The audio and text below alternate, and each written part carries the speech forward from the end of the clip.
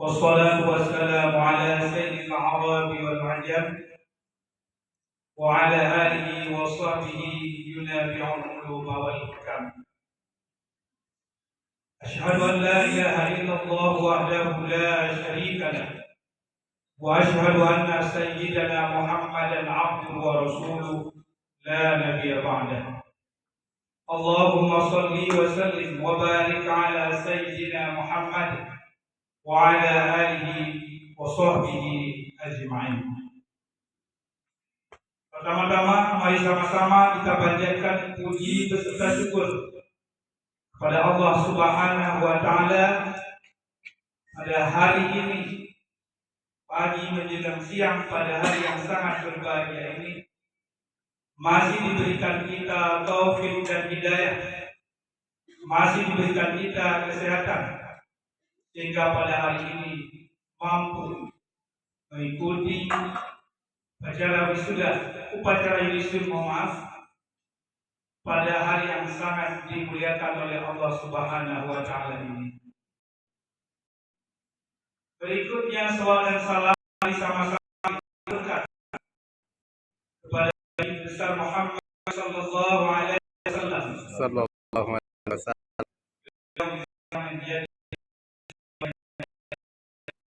bagi kita semua. Apapun jabatan yang kita peroleh di dunia ini, apapun level kehidupan yang kita jalani pada saat ini, baik menyangkut pemerintahan, akademisi, dunia pendidikan dan sebagainya, Rasulullah adalah sebagai teladan dan tokoh bagi kita. Berikutnya salat dan salam juga kepada para dan sahabat-sahabat beliau sekalian, para pengikutnya, para ulama, qadimin, ulama mutakhirin, dan ulama-ulama yang muhtabar. Yang terhormat Bapak Rektor Universitas Islam Aceh, yang terhormat para Wakil Rektor 1 maupun Wakil Rektor 2 yang telah berhadir bersama kita pada hari yang berbahagia ini. Berikutnya kepada seluruh para dekan di bawah Universitas Islam Aceh yang telah bersama kita dari tadi pagi. Berikutnya kepada seluruh ketua program studi, yang mulia juga kepada para dosen, baik dosen di pasca sarjana maupun juga ada yang mengajar di S1 yang telah berhadir menemani kita dari pagi yang berbahagia ini. Sebuah kemuliaan dan kehormatan bagi kami atas kehadiran Bapak. Berikutnya juga kepada seluruh syukuran yang telah memberikan masukan bagi kami, karena hari ini adalah edisi perdana sejarah pertama sekali yudisium di pasca Universitas Islam Aceh. Bapak Ibu sekalian, para yudisium yang hari ini duduk di sini adalah merupakan formula dari sejarah pasca sarjana yudisium di tahun 2000. Juga kepada teristimewa sekali kepada panitia yudisium yang telah bekerja maksimal, meskipun masih terdapat kekurangan, juga menjadi masukan bagi kita kebaikan di kemudian hari. Tidak ada sesuatu yang sempurna, karena sesungguhnya adalah sempurna itu milik Allah Subhanahu wa Ta'ala. Namun kita juga jangan terus dalam sebuah kekurangan, tapi kita harus membenahi supaya ke depan jauh lebih sempurna dari apa yang kita ada pada hari ini.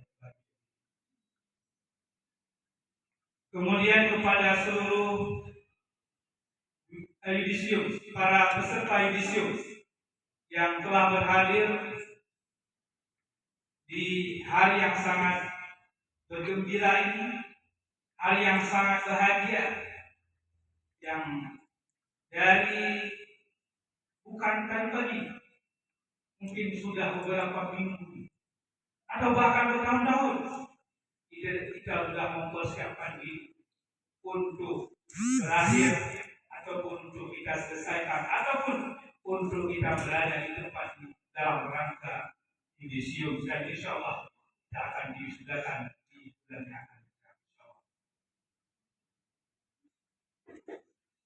Bapak Ibu, para yudisium, peserta yudisium, dan para hadirin yang telah berhadir pada hari yang berbahagia ini, bahwa hari ini adalah merupakan hari yang bersejarah bagi Bapak Ibu sekalian, karena pada hari ini adalah Anda sudah berada di ujung garis perjuangan yang sudah sangat lama sekali. Kami memahami bahwa betapa lelahnya perjuangan Bapak Ibu dalam menempuh pendidikan di S2 ini. Kita harus mengejar waktu di samping sibuk mengurus rumah tangga, mengurus suami, mengurus anak istri, mengurus kegiatan dan kesibukan-kesibukan yang lain. Namun juga kita telah berusaha untuk memakan waktu melakukan atau mengikuti perkuliahan. Ini adalah sebuah perjuangan besar bagi Bapak Ibu sekalian, dan ini tidak akan pernah kita dapatkan kalau tidak mendapatkan dukungan daripada keluarga. Maka pada hari ini kami berpesan, berterima kasihlah pertama sekali adalah kepada keluarga Bapak Ibu atau yang ibu ini. Berterima kasihlah kepada suami, karena izin suami untuk melanjutkan kuliah itu adalah merupakan langkah awal untuk ibu bisa berada di sini. Juga kepada bapak-bapak yang di yudisium hari ini juga harus berterima kasih juga kepada ibu dan anak di rumah, karena kita sudah mengambil waktu mereka untuk kita kuliah, dan tanpa dukungan dan dorongan dari mereka mungkin hari ini kita tidak berada di sini. Bisa jauh depan atau bisa kita gagal kalau kita ada. Berterima kasihlah kepada yang telah memberikan dukungan yang dari bersama akhir, masuk juga kepada para pembimbing, para penguji yang telah membantu menyelesaikan perkuliahan Bapak Ibu sekalian. Kemudian pada kesempatan singkat ini kami hanya berpesan beberapa hal saja. Pertama,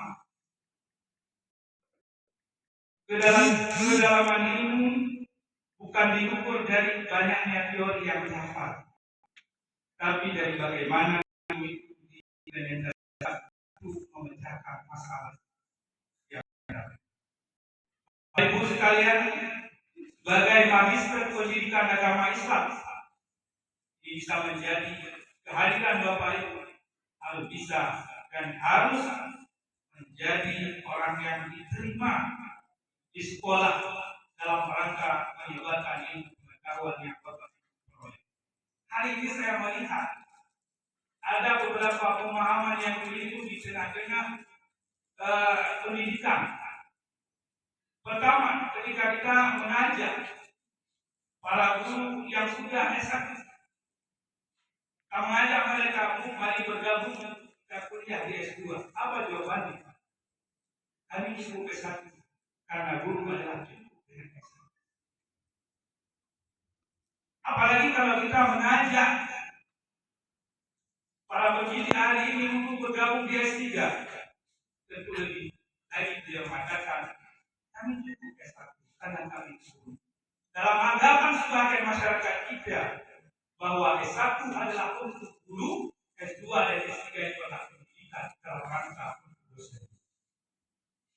Pada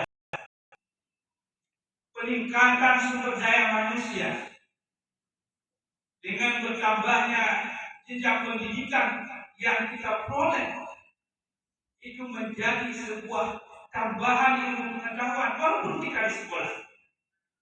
Bapak Ibu yang hari ini sudah S2, itu akan berbeda paradigma dalam melihat permasalahan dengan guru-guru yang paling selesai.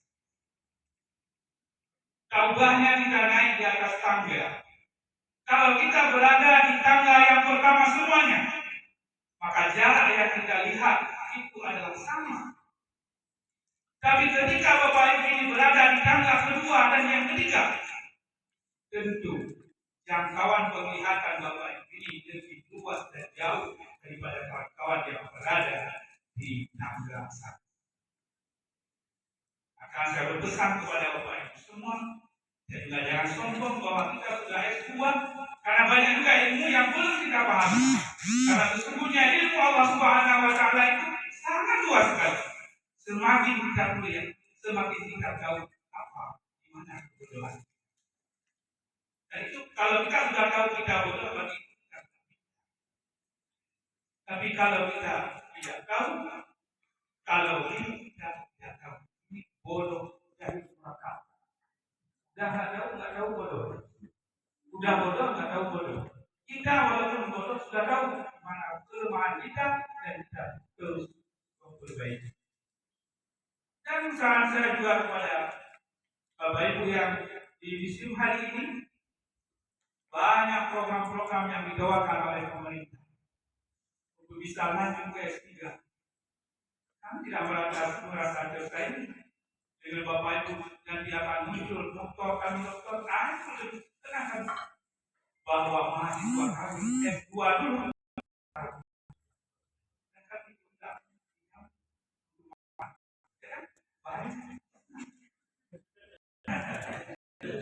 Bukan kami menginginkan kalau sudah itu akhirnya lagi kuliah.